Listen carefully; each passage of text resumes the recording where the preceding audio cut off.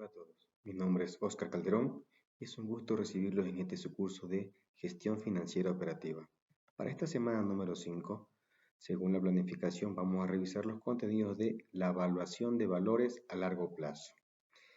Hay que recordar que en el capítulo anterior de nuestra planificación estudiamos lo que es el valor del dinero en el tiempo y vimos la diferencia entre el interés simple y el interés compuesto. Ahora lo que tenemos que hacer es aplicar esos conceptos para poder determinar los valores o la cuantía de diferentes instrumentos financieros, pero de largo plazo, ¿sí? En particular nos interesa la evaluación de los valores de largo plazo de empresas los cuales están denominados como bonos, acciones preferenciales y acciones preferentes. Así que sin más preámbulos, iniciemos. Primero hay que conocer ciertas diferencias sobre los conceptos de evaluación. ¿Por qué? Porque el término valor puede significar diferentes cosas para personas de diferente índole, ¿no? Para distintas personas. Por eso necesitamos ser precisos en cómo usamos e interpretamos este término. Así que revisemos unos conceptos de evaluación. Entonces, el término valor, ya dije, puede significar diferentes cosas dependiendo de quién lo esté utilizando o dependiendo a qué se esté refiriendo. Muy bien, entonces, pequeñas diferencias que tenemos que tomar en cuenta para este capítulo. Primero, el valor de liquidación, que es la cantidad de dinero que se puede obtener si un bien o digamos también un grupo de bienes se vende por separado de su organización operativa. Es decir, yo tomo una empresa y comienzo a vender, a entregar por parte todos y cada uno de sus departamentos, de sus procesos, etcétera, ¿no? Eso estoy ahí entrando en lo que se llama el concepto de valor de liquidación. En contraste o en diferencia del valor de la empresa en marcha, que es un valor opuesto, es decir, aquí la compañía o la empresa es la cantidad de dinero por la que se puede vender, pero como un negocio que está operando, como un negocio que tiene una producción continua, etcétera, ¿sí? No se pueden separar sus partes porque, insisto, se vende el negocio completo. Entonces, ahí hay una diferencia entre valor de liquidación y valor de la empresa en marcha.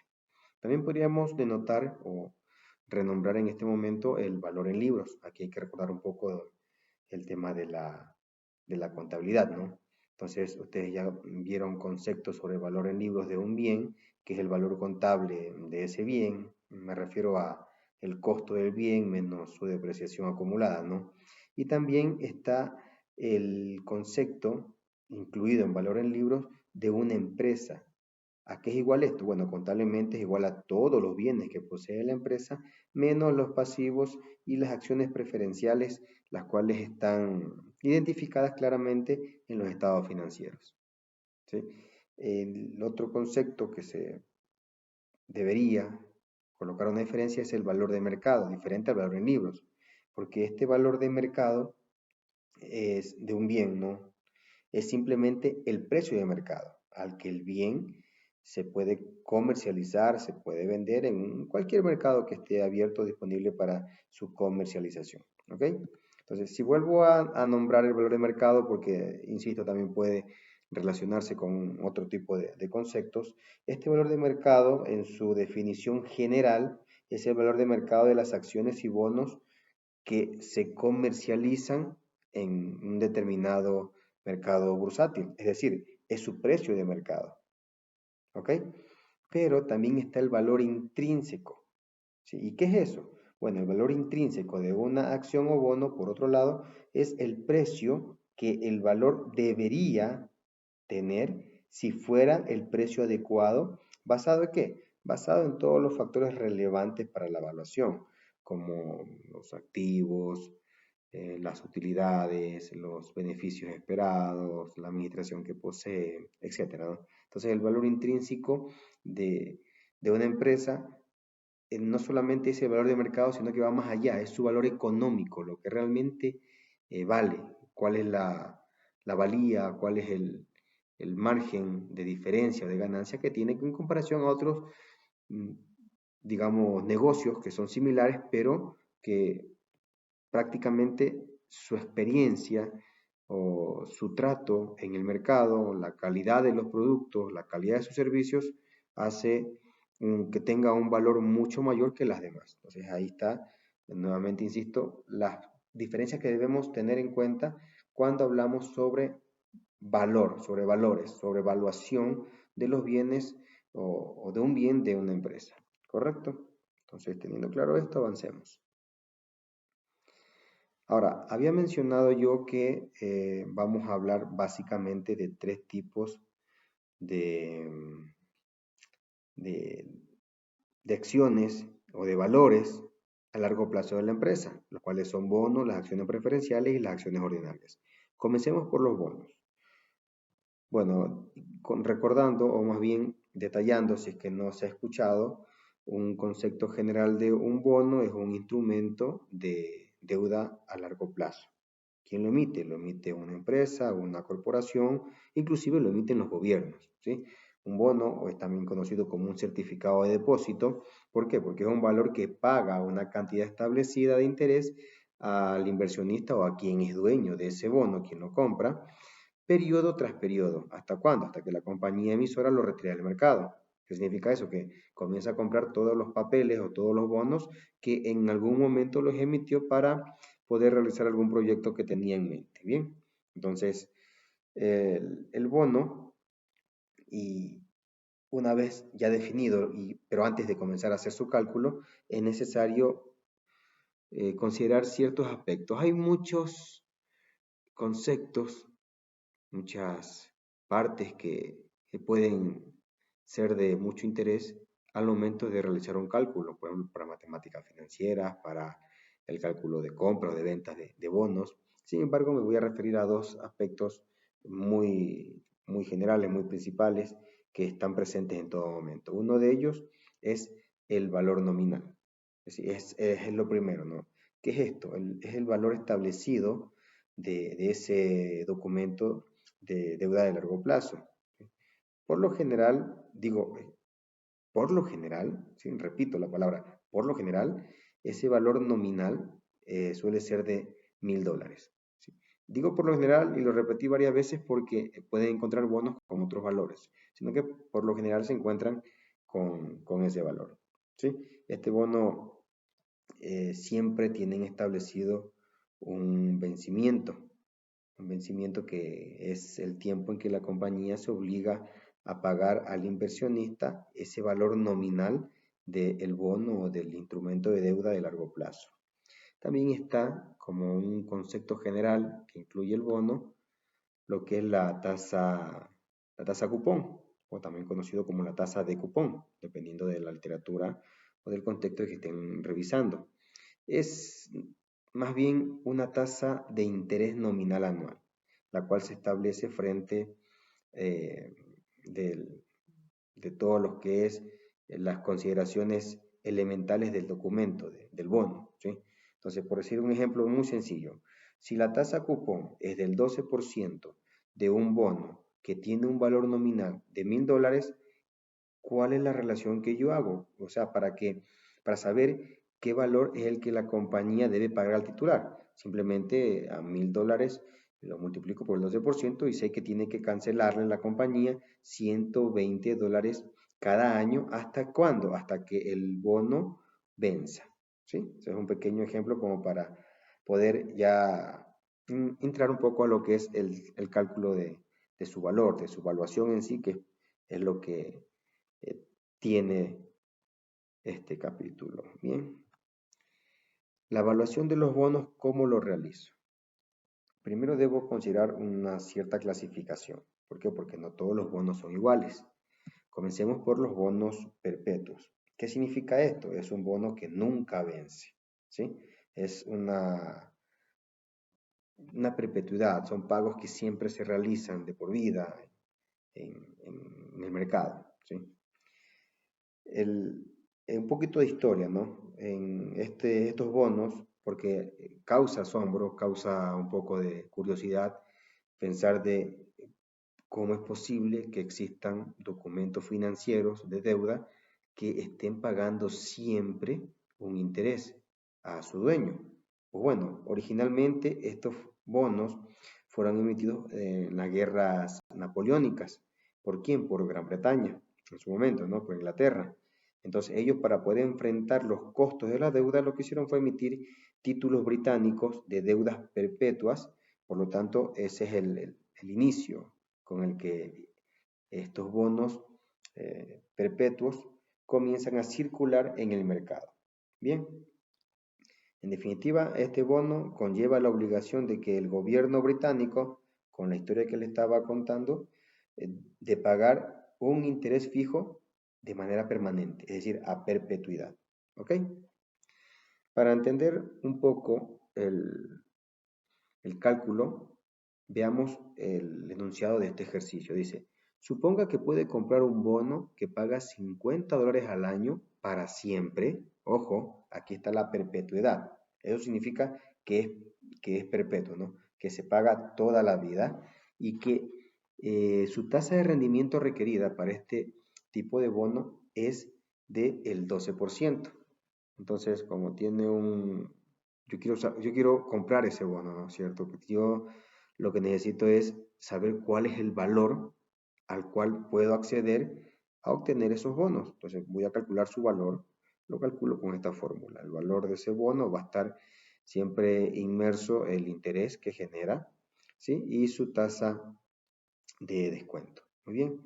Entonces, si yo reemplazo los valores, veamos el enunciado. ¿De dónde vienen los 50? Los $50 dice que es el valor que paga al año y que paga siempre este bono.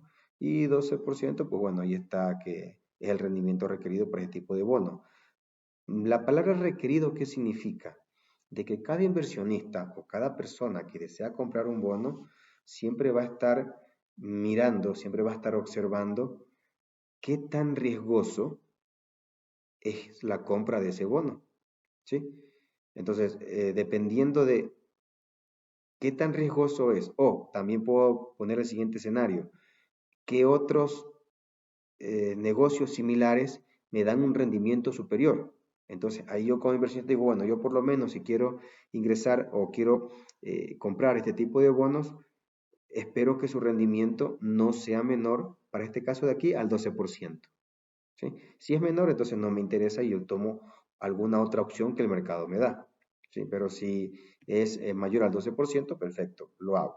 Bien, entonces para este ejemplo que hemos establecido, al hacer las operaciones matemáticas vemos que el valor de ese bono perpetuo en las condiciones que mencionamos es de 416,67. ¿Qué significa eso? Que esa es la cantidad máxima que debe estar dispuesto usted a pagar por ese bono en el caso de que esté interesado en adquirirlo. ¿Sí? Si el precio de mercado es mayor que esta cantidad, entonces obviamente no voy a querer comprarlo porque no me brinda un beneficio según el requerimiento, según el riesgo que yo estoy observando, insisto, para la compra de ese tipo de bonos. Alguien dijera, pero es que $50 que te paguen todos los años de por vida es bastante. En realidad no lo ve así, porque si usted, digamos, tiene la posibilidad y compra este bono que le da $50 al año, ¿qué significa? ¿Usted cuánto invierte ahorita? Según el ejemplo, cómo estamos valuando este título de deuda, es de 416. Digamos que redondeamos el valor a 400. ¿Qué significa? Que si ese documento de deuda me genera intereses de $50, ojo, por año, es $50 al año, yo tendría que esperar 8 años únicamente para recuperar su inversión. ¿Sí? Y de ahí en adelante sería una ganancia, pero ya aprendimos en el capítulo anterior qué tan importante es conocer el valor del dinero en el tiempo. Entonces, ¿me es a mí rentable o no adquirirlo? Estará en función siempre del valor actual de ese documento. La siguiente clasificación de bonos para poder evaluarlo sería ver si nos encontramos con un bono de vencimiento ya limitado, es decir, ya no son perpetuos, no es que se van a pagar los intereses toda la vida, sino que ya tienen un vencimiento. Este bono con vencimiento limitado significa que sí debemos considerar la secuencia de los intereses. Aquí ya no es para siempre, aquí tienen un valor terminal, es decir, al vencimiento, un valor nominal, para que se debe considerar al momento de evaluar un bono de este tipo. Bien, para poder entender este concepto, veamos el siguiente ejemplo. Dice, determinar el valor de un bono con valor nominal de $1000 con una tasa cupón de el 10% y que vence en 9 años. Bien, ¿cuál es la tasa de rendimiento que se requiere? Que el inversionista está dispuesto a comprarlo siempre y cuando supere esa tasa, o al menos sea igual. Para este ejemplo es el 12%. ¿Ok? Aquí, ¿qué es lo que hago? Bueno, aplico como son pagos que se van a hacer y un pago, si recordamos la clase anterior, pagos o rentas, corresponde a las anualidades. Aquí les estoy mostrando a ustedes qué fórmula podríamos ocupar para calcularlo. Entonces yo necesito calcular la anualidad a valor actual, ¿no? Vean la fórmula y recuerden, insisto, tendrán que recordar o revisar el capítulo anterior. Ahí explico el tema del valor actual de una anualidad. Y a eso le debo agregar el valor actual del capital. Bien, entonces pueden ocupar esa fórmula, pueden, si gustan, lo que está con el exponente negativo, pueden colocarlo a dividir debajo del monto, pero ya ustedes decidirán. Al final el resultado es el mismo, no varía. Insisto, tal y como se explicó ya en el capítulo anterior. Si yo quiero comenzar a reemplazar, bien, reemplacemos. En la anualidad, ¿cuál es la renta? Es de $100. ¿De dónde salen esos $100? Pues dice que es el 10% de 1000, ¿no es cierto? Entonces, si es el 10% de 1000, es $100. Bien, ¿dónde están esos valores? Ahí está en el ejercicio, dice un valor nominal de 1000 con una tasa de cupón de 10%. Hago los cálculos y veo que ese bono, su valor actual, se podría negociar o se puede comprar en un mercado a un valor de 893,44. Entonces el cálculo no es complicado, insisto, lo que tiene que hacer es revisar nuevamente o recordar la clase anterior sobre valor del dinero en el tiempo, en esta parte de anualidades y valor actual. Bono cupón cero. Esa es otro tipo de clasificación de los bonos y para evaluarlo yo lo que necesito entender de que este es un bono que no paga intereses, sino que se vende con un fuerte descuento con respecto a su valor nominal. Es decir, ofrece una compensación a los inversionistas en la forma en que se va apreciando el precio de ese bono. ¿Ok? Entonces, para su ejemplo, dice, determinar el valor de un bono de cupón cero que vence a los 10 años con valor nominal de $1000 si su rendimiento requerido es del 12%. Para esto voy a ocupar la fórmula también otra vez de valor actual. Des en cuenta que es la misma que está en bonos con vencimiento limitado, solamente que esta vez decidí colocar el exponente positivo, por lo tanto está dividiendo esa parte de la operación, ¿correcto? Si reemplazo los valores, obtengo que el resultado es de 321,97. Un bono cupón cero, yo podría estar considerando su negociación siempre y cuando su valor no supere a la evaluación que estoy haciendo según las condiciones que me presenta ese instrumento de deuda.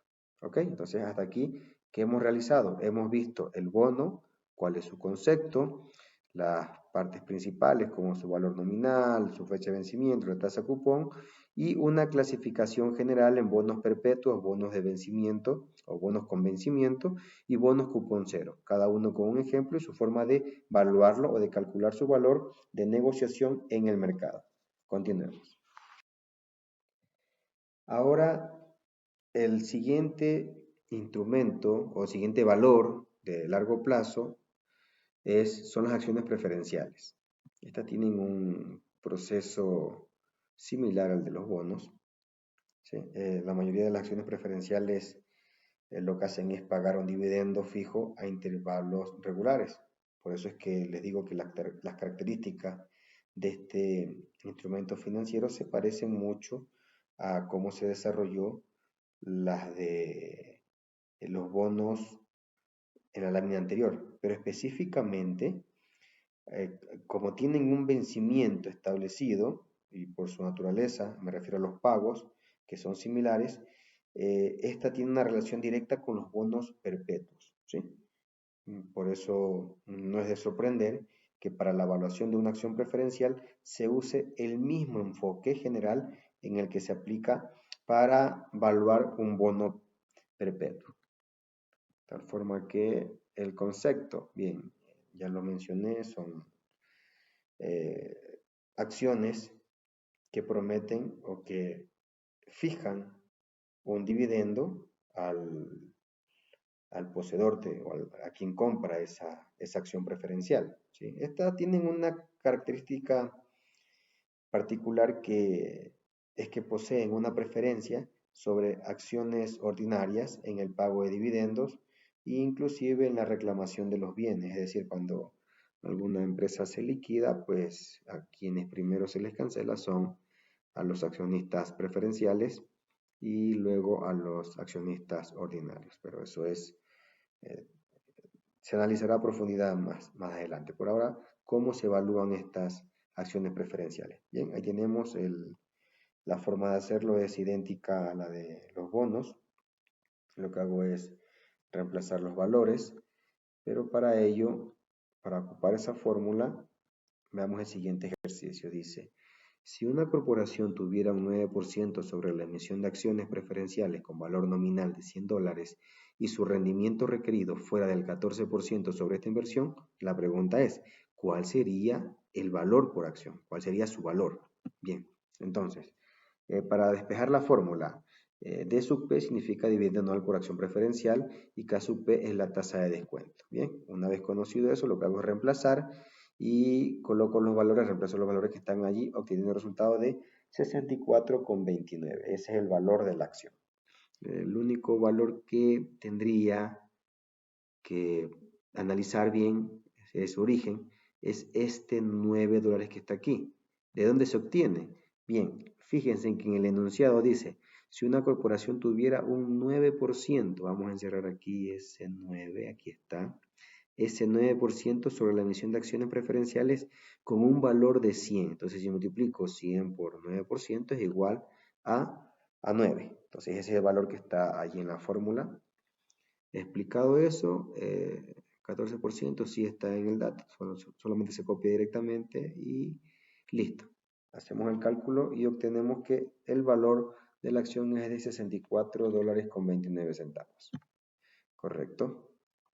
Esa es la multiplicación que les acabo de mencionar, de donde se obtiene el valor de $9. Bien, continuemos. Ahora, las acciones ordinarias. Aquí ya hay que hacer un análisis un poco más profundo porque las acciones ordinarias, en cambio, no garantizan ningún pago de dividendo. ¿Por qué? Porque estas acciones ordinarias son valores que representan la posesión de la propiedad final, pero también el riesgo en una corporación. ¿Qué significa?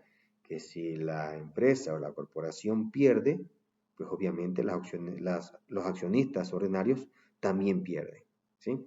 No es que los accionistas preferenciales no pierdan, pero si hay una emergencia o hay que hacer alguna liquidación, ellos serán cancelados inicialmente antes que los accionistas ordinarios.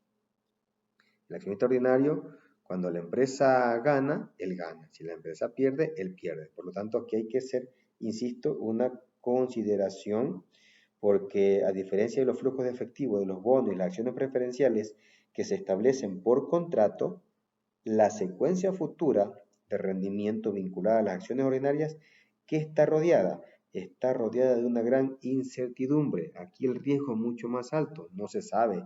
Se espera que la empresa gane, pero no se asegura que la empresa gane. ¿Ok? Entonces, ¿cuál es el cálculo? Veamos. Ya les indiqué el concepto, ¿sí? Y para poder hacer el cálculo, veamos el siguiente ejercicio. Dice, suponga que se espera que los dividendos por acción de la empresa LKN Inc. en el tiempo 1 valgan $4, que aumenten, ojo, digo, se espera, ¿no? Que aumenten a una tasa de 6% para siempre y que la tasa de descuento apropiada es del 14%. ¿Por qué ocupo la palabra 6% para siempre? Porque se espera que una compañía perdure en el tiempo, que no se liquide, que permanezca y que sus accionistas estén obteniendo siempre una rentabilidad. Insisto, se asume, pero a veces la realidad es diferente. Entonces, con esos datos, ¿cuál es el valor de la acción? Primero, de manera sencilla, colocamos la fórmula e identificamos que D sub 1 significa valor futuro del dividendo, K sub E es la tasa de descuento, igual que en la parte anterior, y la tasa de, y G es la tasa de crecimiento futuro, la tasa de crecimiento de la empresa. Bien, entonces reemplazando sus valores, ahí nos encontramos con los $4, que es lo que se espera que valgan los dividendos. Hacemos la división para la resta entre la tasa de descuento, que es del 14%, y la tasa de crecimiento futuro, que en este caso es del 6%. Al realizar las operaciones matemáticas, nos damos cuenta que las acciones ordinarias, bajo ese concepto, tendrían un valor de $50 negociables en el mercado. Es decir, yo podría ir al mercado y ver esta empresa y decir, ok, esas acciones ordinarias las estaría comprando a un valor de $50.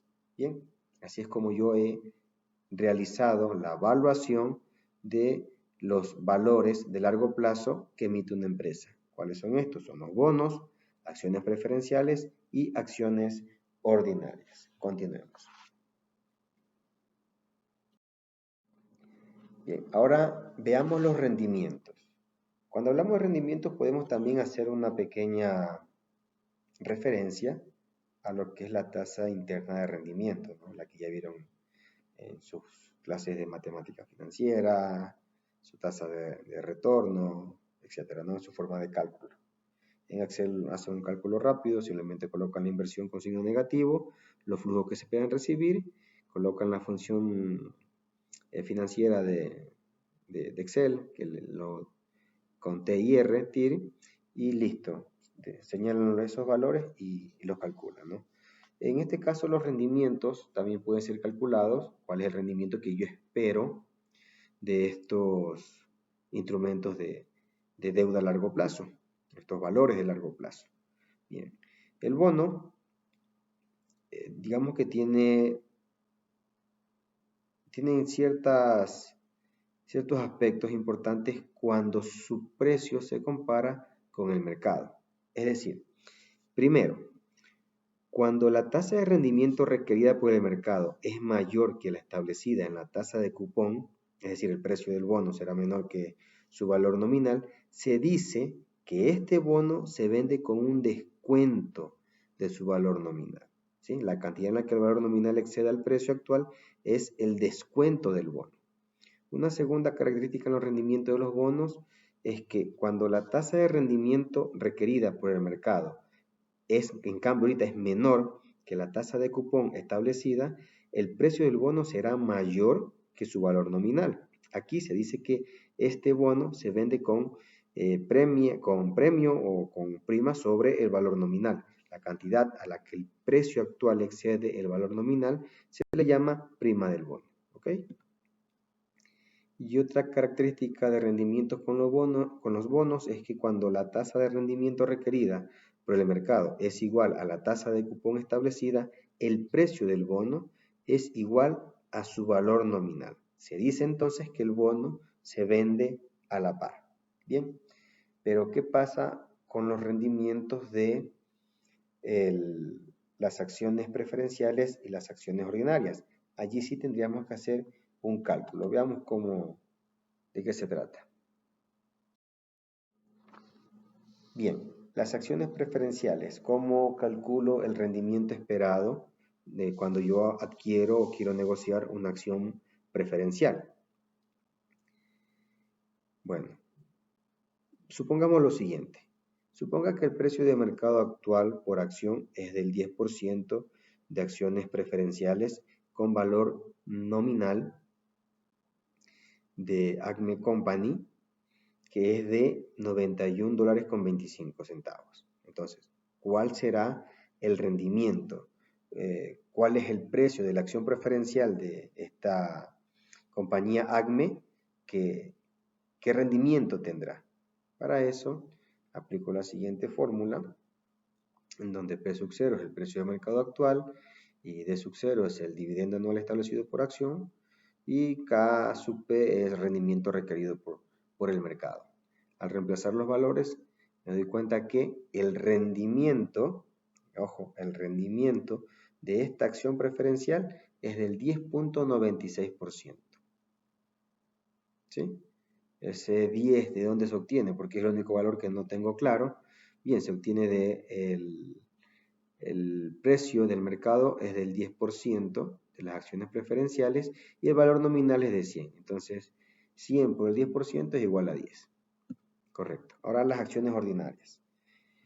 Las acciones ordinarias, vamos al siguiente ejemplo. ¿Qué rendimiento de mercado implica una acción ordinaria que ahora se vende en $40 cuyos dividendos se espera que crezcan a una tasa del 9% anual y cuyos dividendos se espera que sean de $2.40 el año próximo? Bien, esta es la fórmula, pero antes de hacer el ejercicio, esta expresión que se presenta allí como fórmula se vuelve un poco notorio o es evidente que el rendimiento sobre las acciones ordinarias, a diferencia de las acciones preferentes, proviene de dos fuentes. ¿Cuál es la primera fuente? Vamos a encerrarla aquí.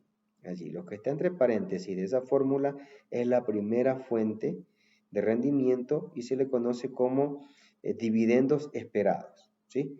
Mientras que la segunda fuente, que es lo que resta de la fórmula, que es la letra G, es el rendimiento en ganancias de capital esperado. ¿Ok? Bien, entonces teniendo en cuenta ese nivel de fuentes o ese grupo de fuentes de rendimiento que posee una acción ordinaria, ahora sí procedamos a hacer el cálculo. Simplemente lo que hago es reemplazar los valores y me doy cuenta que el rendimiento de esa acción ordinaria será del 15%, es decir, el rendimiento de mercado es igual al rendimiento de dividendos, o sea, la primera fuente de rendimiento, más el rendimiento de ganancias, la segunda fuente de rendimiento, lo cual es del 15%. Bien, y es así como hemos visto también los rendimientos de los bonos, de las acciones preferenciales y las acciones ordinarias. Para poder mejorar un poco la comprensión de los conceptos vistos hasta ahora, aquí hay una serie de preguntas relacionadas a lo analizado durante este curso. Bien.